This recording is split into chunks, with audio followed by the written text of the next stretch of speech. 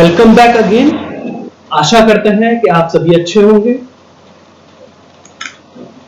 Topic start करने से पहले हमें पता है कि अभी का जो दौर है, आपके पास बहुत वैल्यूबल टाइम आपके पास मिल रहा है। मैं चाहता हूं कि आप उस वैल्यूबल टाइम को फ्रूटफुल बनाएं और अपने स्टडीज पे ध्यान दें और प्लीज टाइम के इंपॉर्टेंस को समझते हुए उसको बिल्कुल भी वेस्ट ना करें।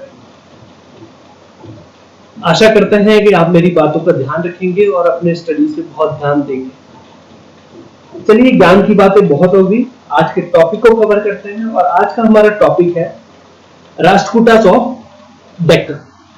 तो आज हम राष्ट्रकूटास ऑफ डेक्कन के बारे में पढ़ेंगे। इसको पढ़ने से पहले हम एक बार मैप पे चलते हैं और कुछ एरियाज को समझने की कोशिश करते हैं, क्योंकि उन एरियाज को समझना बहुत जरूरी है जिससे कि आप इस टॉपिक को बहुत अच्छे से कवर कर पाए।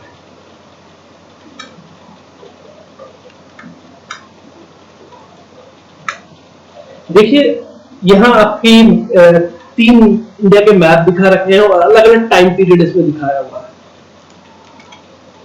ये चालुकास ऑफ बादामी है, जिसे अपन वतापी भी कहते हैं। देखिए नीचे दिया हुआ वतापी, बादामी, चालुकास ऑफ बादामी भी कहते हैं, वतापी भी कहते हैं। इसको लेके आप नाम को लेके बिल्कुल भी कंफ्यूज ना हो। वतापी और बादामी ये सेम है, चालुकास ऑफ बादामी या वतापी, ध्यान रखिए।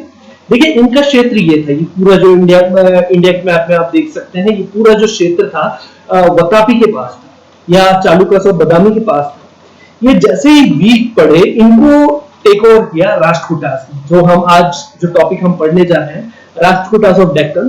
तो देखिए इनका जो क्षेत्र था ये पूरा ये इन्होंने कवर कर रखा था। ये कर्नाटक का रीजन हो गया, महाराष्ट्र का रीजन हो गया, कुछ गुजरात का भी इन्होंने रीजन ले रखा था। अभी इस मैप में क्लियर है नहीं। देखिए आप जो भी डायनेस्टीज है ये समय के साथ बढ़ती घटती रही है, ठीक है। तो इनके पास गुजरात का जो साउथ रीजन था वो भी इन्होंने कवर कर रखा था।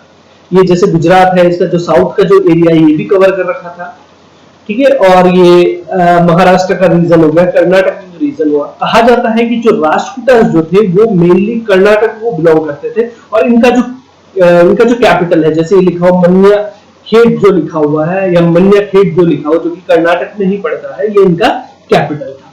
देखिए ये तो हो गया राष्ट्रकूटास के बारे में। अब देखिए राष्ट्रकूटास को ओवरटेक किया, इनको ये जैसे वीक पड़े, अब नेक्स्ट जो वापिस आए वो है चालुकास ऑफ कल्याण, ठीक है। आप समझ गए आई वो मींस चालुकास ऑफ बादामी के बाद राष्ट्रकूटास आए और फिर राष्ट्रकूटास के बाद कौन आए, चालुकास ऑफ कल्याण।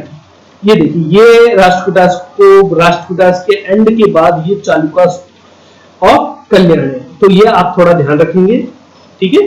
तो शुरुआत चालुकास से हुई, फिर राष्ट्रकूटास आए और उसके बाद चालुकास ऑफ कल्याणी आए, ठीक है।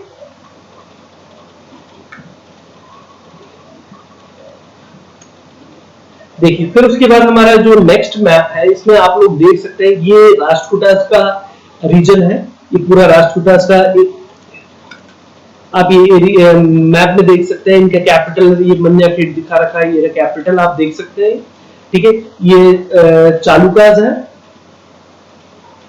ये चालुकास कौन से थे, वतापी या जैसे अपन बादामी कहते हैं वो चालुकास है, ठीक है। और इनको आप ये एक ईस्टर्न चालुकास हुआ है, ये चालुकास ऑफ वेंगी भी कहते हैं, चालुकास ऑफ वेंगी। देखिए ये थोड़ा आप लोग ध्यान रखेंगे, चालुकास ऑफ वेंगी के नाम से भी जानते हैं, ठीक है। तो इनको ये चालुकास ऑफ जो बादामी थे, इनको ओवरथ्रो करके कौन आए थे, राष्ट्रकूटास आए थे। और ये आप इनके रीजन देख सकते हैं कि सारा इनका जो क्षेत्र है राष्ट्रकूटास का ये इन्होंने कवर किया था। तो इसमें देखिए आप ये एक तो ये एलोरा ध्यान रखें, ये मैं आपको आगे के जो स्लाइड्स होंगे जब मैं टॉपिक बताऊंगा तो ये एलोरा के बारे में भी आपको बताऊंगा। और ये मन्याखेड जो है ये इनका कैपिटल था, ये कर्नाटक में पड़ता है। और ये गंगा डायनेस्टी, ये नीचे आप देख सकते हैं गंगा डायनेस्टी, तो ये भी हम लोग कवर करेंगे। और ये थोड़ा सा मैंने आपको फिर से मैं बता रहा हूं, ये चालुकास ऑफ वतापी है। ये जो इन्हीं को हटा के राष्ट्रकूटा डायनेस्टी आई थी और ये चालुक्यास ऑफ वेंगी। बट जब मींस एक्चुअली क्या है, ये जो चालुक्यास जो थे ये जब शीर्ष पे थे, जब चालुक्यास ऑफ वातापी जब शीर्ष पे थे, तो इन्होंने अपने जो ब्रदर जो थे, जो किंग थे, उन्होंने उनके जो ब्रदर जो थे, जब उन्होंने की जो आंध्र प्रदेश का जो रीजन जीता था, तो उन्होंने अपने ब्रदर को दे दिया था, ठीक है। और उनके ब्रदर जो ईस्टर्न चालुक्यास या चालुक्यास ऑफ वेंगी के नाम से वो आंध्र प्रदेश के रीजन को कवर कर रहे थे। चलिए अब मेन टॉपिक पे आते हैं।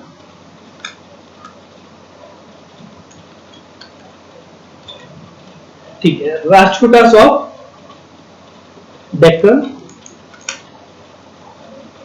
Rashtrakutas of Deccan. The Pala kings ruled in the eastern India. Pala kings जो थे वो ईस्टर्न इंडिया में रूल कर रहे थे। तो एक बार अपन इंडिया का मैप यहां थोड़ा सा ड्रॉ करके समझने की कोशिश करते हैं। थोड़ा सा प्रॉपर तो बन नहीं रहा मगर ठीक है, इंडिया का मैप है। तो ये ईस्ट जो इंडिया था उसमें कौन थे? पाला किंग्स थे, ये आपको पता ही है। अपन पिछले टॉपिक में पाला डायनेस्टीज के बारे में पढ़ चुके हैं। तो ईस्टर्न जो पोर्शन था उसमें कौन थे? पाला किंग्स थे। Pratiharas ruled in the north India, और प्रतिहारास जो थे, गुर्जरा प्रतिहारा जिसे कहते हैं, गुजरात का रीजन भी मान ले कि ये नॉर्थ इंडिया में इनका राज था, गुर्जरा प्रतिहारास का, जिसे प्रतिहारास भी कहते हैं, गुजरात भी कहते हैं। और राष्ट्रकूटास जो थे रूल्ड इन द डेक्कन, और ये जो डेक्कन का जो क्षेत्र था, ये पूरा जो डेक्कन का क्षेत्र था, इस पर राष्ट्रकूटा जो डायनेस्टी थी वो रूल करती थी। तो ये आपको क्लियर है। The Rashtrakutas literally mean officer in charge of territorial division known as rashtra. तो राष्ट्रकूट जो थे वो ऑफिसर इन चार्ज थे और टेरिटोरियल डिवीजन्स की। तो ये जो डेक्कन एरिया था इनमें कई डिवीजन्स थे, ठीक है। डिवीजन्स भाग बटे हुए थे जिसे राष्ट्र कहते थे, उनके ऑफिसर इंचार्ज थे और इन्हीं को राष्ट्रकूट कहते थे। The Rashtrakutas were officers of Rashtra province under the early Chalukyas of Badami. तो चालुक्यास ऑफ बादामी, मैंने अभी आपको मैप में बताया था, चालुक्यास ऑफ बादामी जो कि कर्नाटक में पड़ते हैं, या चालुक्यास ऑफ वातापी भी कहते हैं, ये कहां पड़ते हैं? कर्नाटक में। तो ये इनके अंडर में ये ऑफिसर्स थे, और किसके ऑफिसर्स थे? राष्ट्र। मैंने जैसे बताया कि जो रीजन जो था वो प्रोविंसेस में बटा हुआ था, और प्रोविंसेस को राष्ट्र कहते थे, और राष्ट्र के जो ऑफिसर इंचार्ज जो होते थे उन्हें राष्ट्रकूट कहते थे, और ये चालुक्यास ऑफ वातापी के अंडर में वर्क करते थे। आइए हम हिस्ट्री ऑफ राष्ट्रकूट डायनेस्टी के बारे में थोड़ा देख लेते हैं। Rashtrakuta was the royal dynasty that ruled over the region of South Gujarat, Maharashtra, North Karnataka.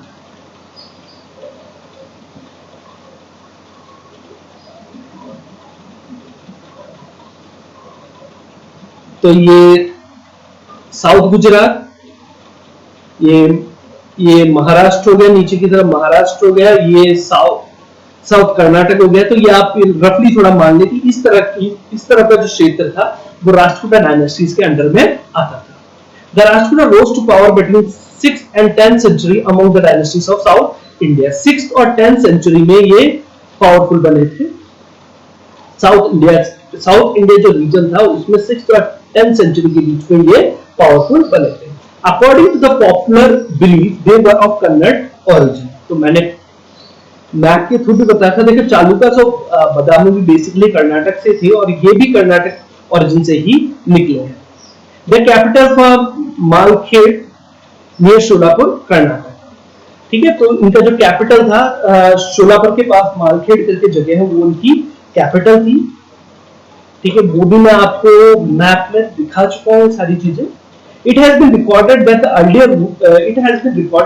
earlier rulers of Rajput dynasties were Hindus। जो शुरू के जो राजपूत डायनेस्टीज के जो रूलर्स थे वो क्या थे? हिंदू थे। मगर लेटर जो रूलर्स में बाद के जो रूलर्स आए वो किस धर्म को फॉलो करते थे? वो जैनिज्म को फॉलो करते थे, वो जैन थे, ठीक है। आई होप यहां तक आपको सब कुछ क्लियर है। नेक्स्ट स्लाइड पे बढ़ते हैं। दंती वर्मन।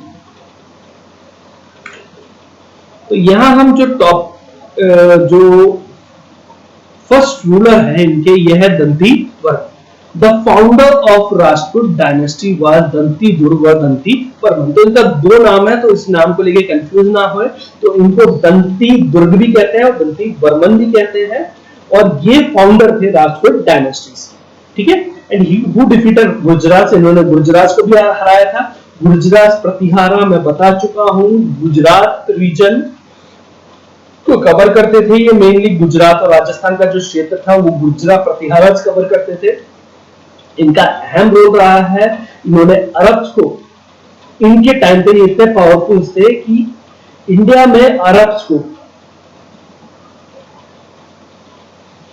आने नहीं दिया, मीन्स ये पूरा रीजन इनके पास था, तो इन्होंने अरब्स के जितने भी इन्वेशन थे उनको सबको फेल किया था, ठीक है।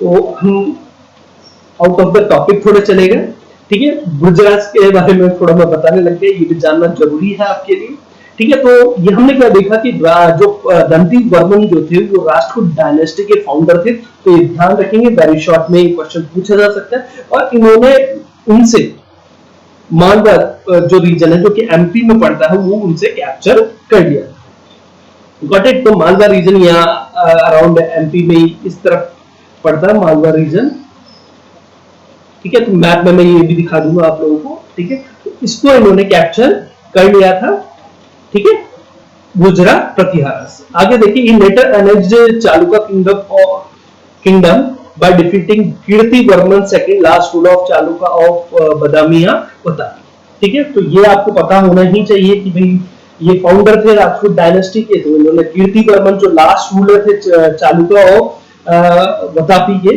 उनको हरा दिया और जो चालुका किंगडम थी उसको अपने साथ जोड़ दिया, और इस तरह से जो राजपूत डायनेस्टी थी वो पावर में आई थी। तो यहाँ आप ये जो दंती वर्मन थे इसका ध्यान रखेंगे, ये फाउंडर थे राजपूत डायनेस्टी के।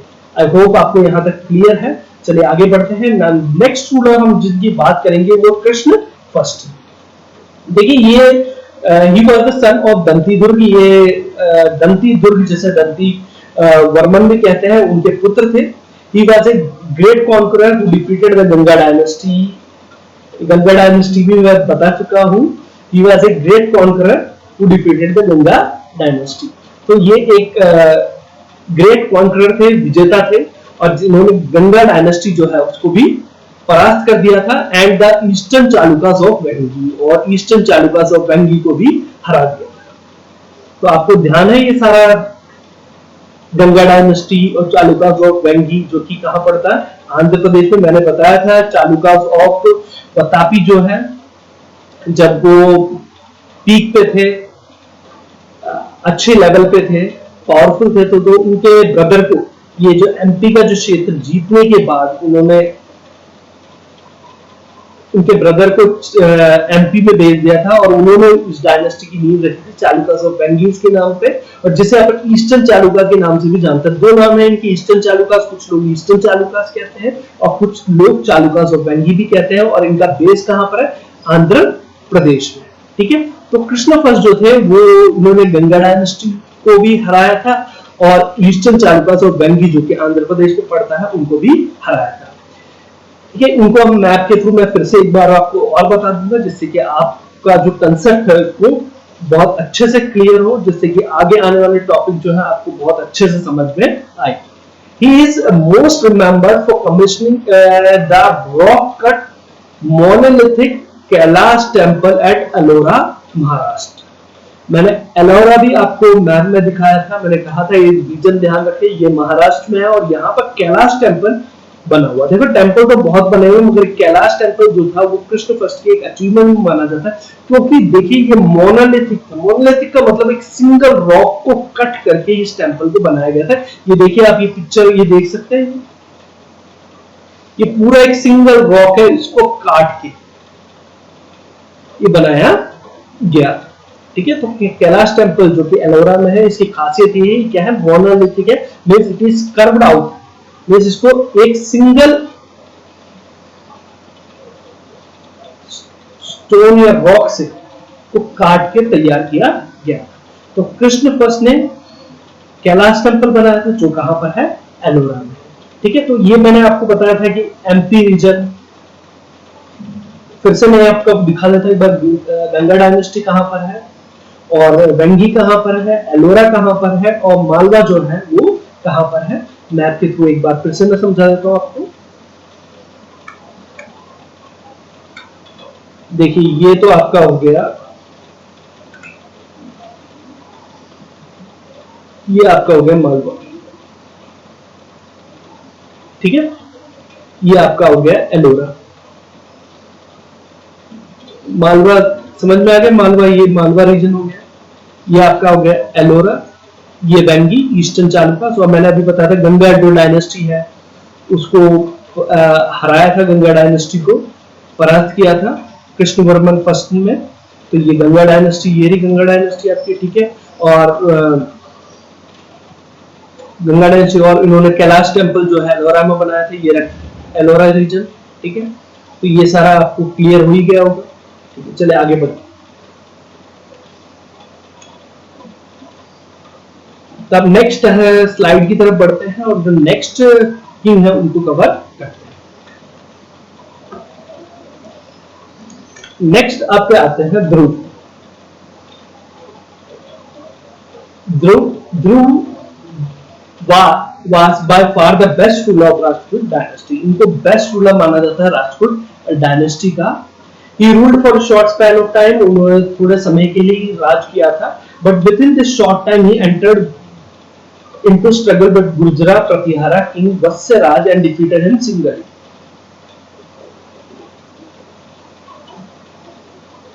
ठीक है, उन्होंने शॉर्ट टाइम के लिए ही रूल किया था, लेकिन उन्होंने इसी बीच गुर्जरा प्रतिहारा किंग जिनका नाम वत्सराज था उनसे, उनके साथ संघर्ष, उनसे बैटल करने लग गया और उनको अकेले ही उनको परास्त कर दिया। तो देखिए गुर्जरा प्रतिहारा जो डायनेस्टी थी, ये मैं पहले ही बता चुका हूँ, ये भी बहुत पावरफुल डायनेस्टी थी। और मैं ट्रिपाइट स्ट्रगल के बारे में आपको पहले ही बता चुका हूँ कि जो 3 डायनेस्टीज थी इंडिया में उस वक्त, आप इंडिया के मैप से ही मान ले, यहाँ गुर्जरा प्रतिहारा थे, यहाँ राष्ट्रकूटास थे, यहाँ पाला थे, ये पाला हो गया, ये गुर्जरा प्रतिहारा हो गए, और ये राष्ट्रकूटा हो गया। ठीक है, ये कनौज को कंट्रोल करने के लिए, जो कि यूपी में पड़ता है कनौज, इसको कंट्रोल करने के लिए तीनों ही आपस में स्ट्रगल करते थे, जिसे अपन त्रिपक्षीय या ट्रायंगुलर वॉर भी कहते हैं, या त्रिपटाइट स्ट्रगल भी कहा जाता है। ठीक है, तो ये ध्रुव वो थे जो कि गुर्जरा प्रतिहारा जो कि उस वक्त थे वत्सराज से बैटल किया उन्होंने, और उन्हें सिंगली विदाउट किसी की सहायता लिया अकेले ही हरा दिया। Also defeated Pallavas of Kanchi. Kanchi के जो पल्लवास थे, देखिए आप ये पल्लवास को देख सकते हैं, ये मैप में आप थोड़ा ध्यान दें, नीचे पल्लवास लिखा हुआ। पल्लवास, कांची के जो पल्लवास थे उनको उन्होंने परास्त किया था। एंड द पाला किंग धर्मपाला ऑफ बंगाल, और बंगाल के जो धर्मपाला जो थे, ये बंगाल का रीजन, ये इस तरफ आपका बंगाल का रीजन पड़ गया। तो इसके जो पाला किंग थे इनको भी इन्होंने परास्त किया। तो ध्रुव जब थे, जो राजपूत डायनेस्टी थी काफी पावरफुल बन चुकी थी। ठीक है, और इन्होंने बिल्कुल भी किसी भी किंग के सामने झुके नहीं। जैसे कि आप देख सकते हैं गुर्जरा प्रतिहारा किंग है, उनसे उन्होंने स्ट्रगल किया और सिंगली उनको हराया। कांची के जो पल्लवास थे उनको डिफीट किया। धर्मपाला जो थे बंगाल के, उनको भी डिफीट किया। ठीक है, नेक्स्ट रूलर की तरफ बढ़ते हैं। ये आपका ये Govind third, next important ruler of Govind third, next important ruler of Rajput dynasty was Govind III, who won several North Indian kingdoms. इन्होंने कई सारे North Indian kingdoms जीते थे। He extended the Rajput Empire from Banaras, Varanasi UP, देखिए Varanasi and Banaras ये same name है, लोग बनारस के नाम से भी जानते हैं, इस रीजन को वाराणसी के नाम से भी जानते हैं। तो इन्होंने जो राजपूत एम्पायर जो था, इन्होंने बनारस से लेके ब्रोच जिसे बैरूच भी कहते हैं, गुजरात तक फैला दिया था। और फ्रॉम कनौज से लेके कैट कॉमरी जो कि कन्याकुमारी है, जो वहां तक इन्होंने इसको एक्सटेंड कर दिया। तो आप कह सकते हैं, देखिए ये जो आपका हो गया गुजरात, ठीक है, तो ये पूरा क्षेत्र जो था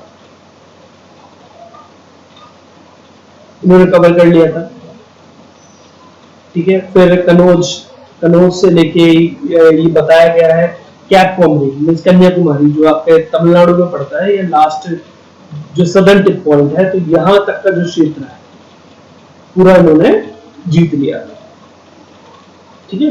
तो इन्होंने अपने किंगडम को और एक्सटेंड कर लिया। ध्यान रखें, मीन्स यूपी से लेके गुजरात तक और फिर यूपी से लेके इन्होंने कैप कॉमरीन तक, तमिलनाडु तक, ठीक है। तमिलनाडु कन्याकुमारी तो जानते हैं, कन्याकुमारी का जो पुराना नाम था वो कैप कॉमरीन के नाम से जानते थे लोग उसे, तो ये तो नया नाम है कन्याकुमारी। तो यहां तक इन्होंने अपने साम्राज्य को एक्सटेंड कर दिया। It was during his time that the tripartite struggle for control over Kannauj was at peak between the Palas, Pratiharas and Rashtrakutas. Just मैंने अभी आपको बताया था ट्रिपार्टाइट स्ट्रगल जो था इन तीनों के बीच में चल रहा था, पालास, प्रतिहारास और राष्ट्रकूटास। और वो किस लिए चल रहा था? कनौज को कंट्रोल करने के लिए। इन तीनों डायनेस्टीज के बीच में युद्ध छिड़ चुका था, ठीक है। और ये गोविंदा थर्ड के टाइम पे हुआ। स्टार्ट तो देखो ध्रुव ने किया था, अगर आपको ये पता है, गुजरा प्रतिहारा की वत्सराज से स्ट्रगल उन्होंने स्टार्ट किया था, तो ध्रुव के टाइम पे चालू हुआ था। मगर ये जब गोविंद थर्ड जब आया तो ये पीक पे पहुंच चुका था, ठीक है। इट वाज एट पीक, ठीक है। ये बहुत इंपॉर्टेंट प्लेस मान गए थे, तीनों ही इन्वॉल्व हो गए थे, चाहे वो पालास हो या प्रतिहारास हो, राष्ट्रकूटास, सब कनौज को कंट्रोल करना चाहते थे। नेक्स्ट हमारे जो रूलर आते हैं ये है, नेक्स्ट जो रूलर आते हैं वो है Amoghavarsha. He was successor of Govind third, तो गोविंद थर्ड के बाद अमोघवर्ष है। Amoghavarsha is considered the greatest ruler of Rashtrakuta dynasty. तो ये राष्ट्रकूट डायनेस्टी के सबसे महानतम शासकों में इन्हें गिना जाता है और इन्होंने 64 लॉन्ग ईयर्स तक शासन, ठीक है। तो देखिए इतने लंबे समय तक शासन करना ही बहुत बड़ी बात होती है कि आसपास बहुत ज्यादा डिस्प्यूट चल रहा था, लेकिन फिर भी उन्होंने अपने एडमिनिस्ट्रेशन इतना लंबे समय तक उन्होंने अगर शासन किया है, तो आप ये समझे कि उनका एडमिनिस्ट्रेशन बहुत स्ट्रांग रहा होगा। उनका जो डायनेस्टी जब थी, राष्ट्रकूट डायनेस्टी, उनके दौरान बहुत पावरफुल रही होगी, तभी रहा कि वो इतने लंबे समय तक शासन कर पाए, और इसीलिए उन्हें greatest ruler of Rashtrakuta dynasty भी कहा गया है। ही वाज ए जैन, ठीक है, और he was initiated into Jainism by Jinasena. तो जिनासन के प्रभाव में आने के बाद उन्होंने जैनिज्म को अडॉप्ट कर लिया था। तो पिछले स्लाइड्स में मैं आपको बता चुका था कि शुरू के जो रूलर्स थे वो हिंदू थे, लेकिन बाद के जो रूलर्स थे वो जैनिज्म को फॉलो करने लग गए थे, और ये जिनासन जो है उनके प्रभाव में आ चुके थे और इन्होंने जैनिज्म को अडॉप्ट कर लिया। Amoghavarsha was a patron of art. वो आर्ट को बहुत इंपॉर्टेंस देते थे, आर्ट एंड कल्चर को बहुत इंपॉर्टेंस देते थे, एंड हिमसेल्फ ऑथर्ड कविराज मार्ग इन कन्नड़ लैंग्वेज। और उन्होंने स्वयं ने ही कविराज मार्ग नाम की पुस्तक लिखी थी कन्नड़ लैंग्वेज में। Amoghavarsha first is credited with the establishment of Rajput capital at Malkhand और Malkhed situated in present day Gulbarga district of Karnataka. तो अभी हम जो पढ़ रहे थे कि जो राजपूत डायनेस्टी जो है उसका कैपिटल मालखेड़ भी कहते हैं, मलखेड़ भी कहते हैं, ठीक है, वो कर्नाटक में स्थित है। तो इन्हीं के समय में ये हुआ था कि इनकी जो कैपिटल जो था वो मालखेड़ या मलखेड़ जो है उसमें शिफ्ट कर लिया था। बेसिकली इनका जो कैपिटल है वो नासिक रहा था, बाद में इन्होंने अमोघवर्ष के समय में उन्होंने इसको कैपिटल कन्वर्ट कर दिया था, मालखेड़ को कैपिटल के रूप में स्थापित कर दिया था। He assumed the title of Veer Narayan after defeating the Eastern Chalukya.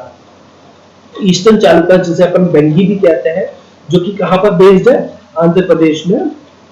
तो इनको डिफीट कर दिया था ईस्टर्न चालुक्यास को, और इसके बाद उन्होंने वीरा नारायण की उपाधि हासिल की थी। His reign was peaceful, उनका जो शासनकाल रहा वो काफी पीसफुल रहा, शांतिपूर्वक रहा, ये ध्यान रखिएगा। He was a religiously tolerant ruler who took keen interest in art and literature. वो religious tolerant ruler थे जो कि आर्ट और आर्किटेक्चर पे बहुत इंटरेस्ट लेते थे। While maintaining peace in his empire, for this reason he is often referred as Ashok of south. और देखिए वो आर्ट और आर्किटेक्चर और रिलीजन, चाहे वो आर्ट हो, लिटरेचर हो, लिटरेचर हो या फिर वो रिलीजन हो, उनको सभी को महत्व देते थे। और इस कारण से उन्होंने अपने जो एम्पायर जो है उसमें पीस स्थापित किया, और इस कारण से इन लोग को अशोक ऑफ साउथ के नाम से भी जाना जाता है। देखिए अमोघ वर्ष तक का जो समय था उसमें सब कुछ अच्छा चलता है। उसके बाद के जो शासक आए, वहां से जो राष्ट्रकूटा डायनेस्टी थी वो डिक्लाइन करना शुरू कर दिया था। राष्ट्रकूटा डायनेस्टी ने डिक्लाइन करना शुरू कर दिया था। ठीक है, तो हम यहां पर पढ़ने जा रहे हैं कृष्ण सेकंड के बारे में। Krishna second was the successor of Amoghavarsha first. वो अमोघवर्ष फर्स्ट के जो उत्तराधिकारी थे कृष्णद्वितीय। His reign saw revolt from eastern Chalukyas. Eastern Chalukyas आपको पता है आंध्र प्रदेश में पड़ता है, जिसे वेंगी चालुक्यास और वेंगी भी कहते हैं। यहाँ से इन्होंने रिवोल्ट का सामना किया, विद्रोह का सामना किया, and hence the size of the empire was reduced. और इस कारण से जो उनका साम्राज्य का जो साइज था वो रिड्यूस होने लग गया, मींस घटने लग गया। इसका मतलब ये हुआ कि वो अपने जो क्षेत्र थे वो गंवाने लग गए। तो यहां से जो राष्ट्रकूट डायनेस्टीज था उसका डिक्लाइन होना शुरू हो गया। नेक्स्ट हम पढ़ेंगे कृष्ण थर्ड के बारे में। The last powerful and the efficient king of Rashtrakutas. ठीक है, तो कृष्ण थर्ड जो थे वो लास्ट पावरफुल एफिशिएंट किंग थे राष्ट्रकूटा डायनेस्टी के। He had a prolonged struggle with Mahipal the Gurjara king. उनका काफी लंबा संघर्ष चलता रहा। महिपाला जो कि गुर्जरा किंग थे, गुर्जरा प्रतिहारा किंग थे महिपाला, उनसे काफी लंबे तक उनका संघर्ष चलता रहा। He also succeeded in conquering Tanjore and Kanchi. ये तो दो क्षेत्र थे, तंजौर कांची, दोनों ही तमिलनाडु में पड़ते हैं। जैसे मैंने लिखा है तमिलनाडु, टीएन तमिलनाडु है। इन दोनों क्षेत्रों को वो जीतने सक्षम रहे। ठीक है, तो ये दोनों क्षेत्र कहां पड़ते हैं? तंजौर में, सॉरी तमिलनाडु में, तंजौर और कांची। ठीक है, अगर मैं यहां पर आपको लिखा है चोला, देखिए ये चोला इसलिए लिखा है, ये चोला डायनेस्टी का कैपिटल रहा था तंजौर, और उसी तरह पल्लवास का जो कैपिटल क्या रहा था? कांची। तो ये थोड़ा आपको आगे जब हम चोला और पल्लवास के बारे में पढ़ेंगे तो आप लोग थोड़ा ध्यान रखेंगे कि ये इनके कैपिटल था। पल्लवास के कैपिटल कांची था और चोलास के कैपिटल तंजौर था। तो ये कृष्णा जो थर्ड जो थे ये इन दोनों क्षेत्रों को जीतने में सफल रहे थे। ठीक है, आगे देखिए। In the middle of the 10th century, for a time he succeeded in defeating the Tamil king of Chola kingdom. ठीक है, तो 10th सेंचुरी के मध्य में कुछ समय के लिए वो चोला किंगडम जो थे, उनके जो तमिल किंग्स थे, उनको हराने में वो योग्य रहे, मींस सफल रहे। देखिए आगे देखिए, यहां से आप लोग थोड़ा ध्यान रखेंगे। यहां से हम लोग जो डिक्लाइन जो है कारक जो था मींस राष्ट्रकूट डायनेस्टी का, वो हम पढ़ने जा रहे हैं। But towards the end of the same century, means 10th century के एंड आते आते द राष्ट्रकूट किंग, जब राष्ट्रकूट किंग कर्क थे, तो जो कर्क जो थे ये अंतिम राष्ट्रकूट किंग थे। ध्यान रखेंगे क्या नाम था इनका? कर्क। तो इनको डिफीट किया तेला या तेलपाल, जो कि कल्याणी की चालुका किंग थे। इन्होंने जो राष्ट्रकूटा किंग जो थे, जिनका नाम कर्क था, उनको हरा दिया। जिनको हम, और ये किस डायनेस्टी से बिलोंग करते थे? चालुका और कल्याणी। ठीक है, इनका नाम था, तेला के नाम से भी जानते हैं और तेलपा के नाम से भी जानते हैं। इन्होंने आखिरी किंग को परास्त कर दिया था और इस तरह से राष्ट्रकूट जो डायनेस्टी थी, power came to an end, और इसी के साथ राष्ट्र जो डायनेस्टी थी वो यहाँ पर इनका जो शासन था वो समाप्त हो। तो आप ध्यान रखेंगे कि उन्होंने समाप्त किया था चालुका किंग ऑफ कल्याणी। मैंने शुरू में जब हम टॉपिक स्टार्ट कर रहे थे तभी मैंने बताया था चालुका किंग से ही स्टार्ट हुआ और चालुका किंग से ही खत्म हुआ। मगर ये दोनों ध्यान रखना है, आपको गौर रखना है कि बादामी से चालू हुआ था, कल्याणी से, चालुका किंग ऑफ कल्याणी से एंड हुआ था। ठीक है, आगे देखिए, इन्होंने एक टेंपल बनाए थे। ये दोनों ही रामेश्वरम तमिलनाडु में थे। एक तो है गणवर्तन अमृत्य और कृष्णेश्वर टेंपल, ये रामेश्वरम में थे। उसको मैंने हिंदी में थोड़ा लिखा है, आप लोग थोड़ा इसको रीड कर लें।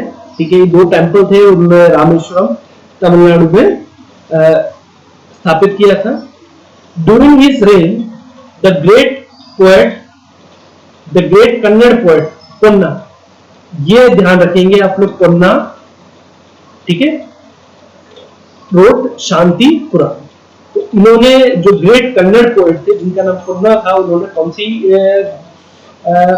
ग्रंथ लिखा था? जो लिखी थी शांति पुराण। तो ये आप लोग ध्यान रखेंगे। इसमें अगर ध्यान रखने वाली बात है तो एक तो कर्क जो थे, इस पॉइंट में आप ध्यान रखेंगे, कर्क जो थे उनको तेला और तेलपाल जो कल्याणी के राजा थे उन्होंने हराया था। और दूसरा ये था कि ये जो शांति पुराण जो था वो कन्नड़ लेखक पोन्ना ने लिखा। चलिए नेक्स्ट बढ़ते हैं हम लोग नेक्स्ट स्लाइड की तरफ।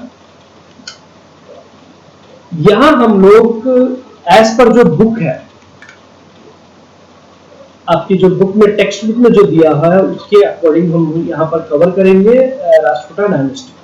तो काफी कुछ आप लोग पढ़ चुके हैं, तो इसको अब समझने में काफी आसानी होगी।